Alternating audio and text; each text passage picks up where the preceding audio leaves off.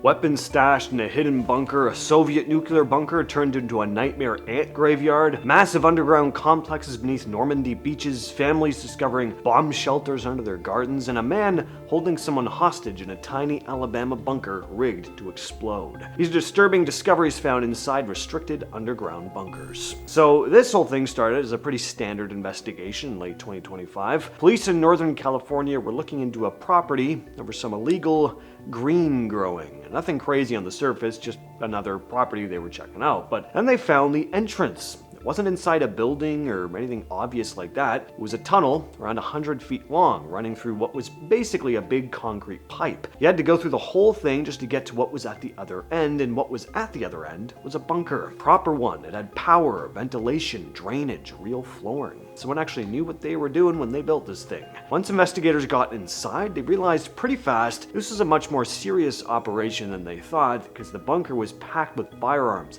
and thousands of rounds of ammo. Some of the weapons had their serial numbers removed. Others have been reported stolen years before. The guy who owned the property, Michael Kemfold, got arrested, ended up facing a long list of weapons charges. In 2013, some researchers went down into an old abandoned Soviet nuclear bunker in western Poland. The place had been sealed since the early 90s. It was just empty concrete rooms that had been sitting in complete darkness for over 20 years. While they were walking around, they started noticing ants. A few at first, then more. There were so many that it looked like parts of the floor were actually moving. But there was no reason for ants to be there. Nothing grows there. There's nothing to eat. So they started looking around to try and figure out where they were coming from. Eventually, they traced it back to a rusted ventilation pipe up in the ceiling. Above that pipe was a normal ant colony living up top. Over time, the metal had rotted just enough that ants were falling through it and dropping down into the bunker below. And once they were down there, they couldn't get back out. What researchers pieced together is that this wasn't really a colony in any normal sense. There was no queen down there. The ants on the floor were just the ones that had fallen in and gotten stuck. The only reason any of them were still alive was because of what was already covering parts of the ground.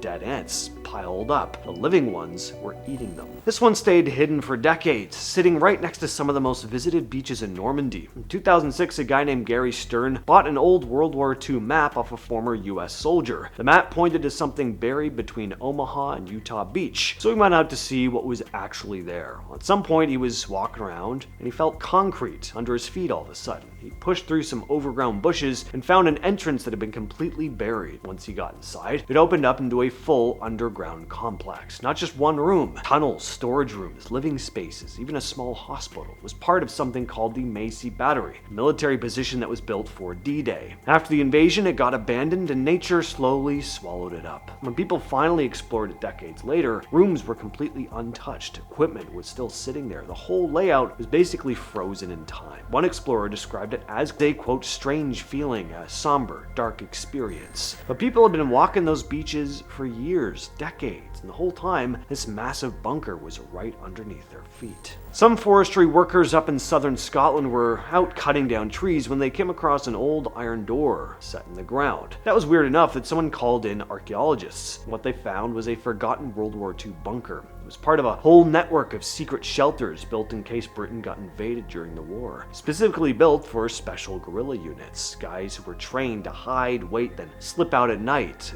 and cause as much chaos as possible behind enemy lines if an invasion happened. The bunker was around 23 feet long and about 10 feet wide, buried under a couple feet of earth, with a thick iron hatch on top and an escape hatch that had been filled in at some point. When they got inside, it was mostly empty, just a rusted tin can and some bits of what looked like an old wooden bed. Originally, it would have been stocked with bunks, supplies, enough gear to last 2 weeks. Sean and Carrie Tullier bought a house on the island of Guernsey, off the coast of France. They knew that the land had been used by occupying forces during World War II, but nobody thought there might be an actual bunker buried under their driveway. The tip came from someone who used to live there back in March of 2022. Sean said, "From the outside, you could tell it was sitting on top of something. We've been doing up the house anyway, so I hired a digger, and with the help of a mate, we started digging up the driveway to see what was there." After a while, the ground gave way and a doorway appeared. Inside was a really solid underground structure. 2 main rooms, one about 17 by 10 feet, the other 17 by 20. Tiled floors, an escape hatch,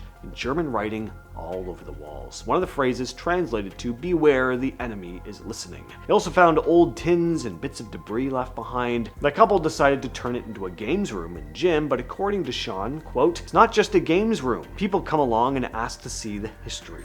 I know it was a bad time for Guernsey during the occupation, but I do find the history fascinating. I think we need to keep it so we remember what happened." In 2024, a family in Southwick, England had been living in their house for 3 years without having any idea there was a World War II bunker sitting under their garden the whole time. It only came out when they started doing some work in the backyard. Catherine Milburn, one of the homeowners, said they were digging around when they hit something strange under a summer house. She said, "There's about a 3-meter long piece of concrete underneath the summer house in the garden. We noticed steel bars. We thought it was a bit over the top for a summer house. Then we got to a corrugated iron sheet. They kept digging into the night and eventually found steps going down into a water-filled tunnel. Turned out this is a wartime air raid shelter. Historians think that what they found is what's called an Anderson shelter, a specific type of shelter that was buried in people's backyards to protect families from air raids during the war. Very few of these things are still around. Millions were installed before and during the war, but most got filled in or dug up afterward. Finding one intact is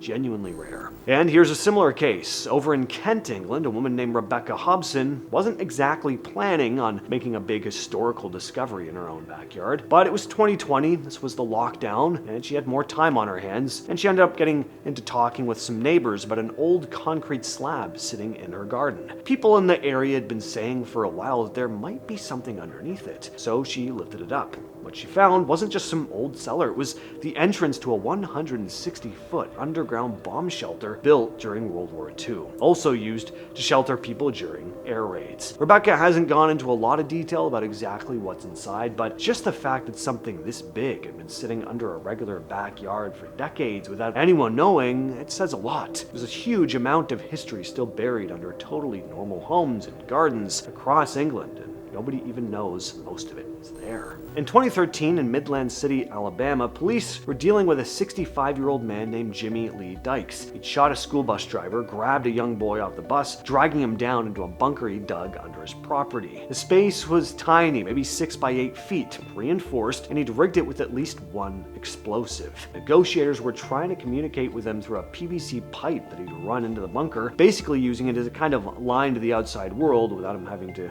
come out. Police figured out he had food, electricity, and a TV down there. He was set up to hold out for a long time if he wanted to. The standoff went on for almost a week. Eventually, tactical teams went in. There was a brief exchange of fire. Dykes was killed, and the boy was thankfully rescued unharmed. Under the grounds of Scarborough Castle in North Yorkshire, England, archaeologists found a Cold War bunker that had been completely lost for decades. The castle sits overlooking the town, and buried underneath was this reinforced concrete shelter built in the 60s. It was meant to protect Royal Observer Corps volunteers in the event of a nuclear attack. Kevin Booth from English Heritage said, "Wherever you lived in Britain, you were probably no more than a few miles from an ROC post, yet few people knew they existed. It seems strange to have a Cold War bunker built inside Scarborough Castle, but in many ways, it is a perfect location." End quote. The dig started on March 7th after survey data suggested something was hidden under the castle. Once they opened it up and sent cameras in, they found cramped bunks, communication equipment, and just enough room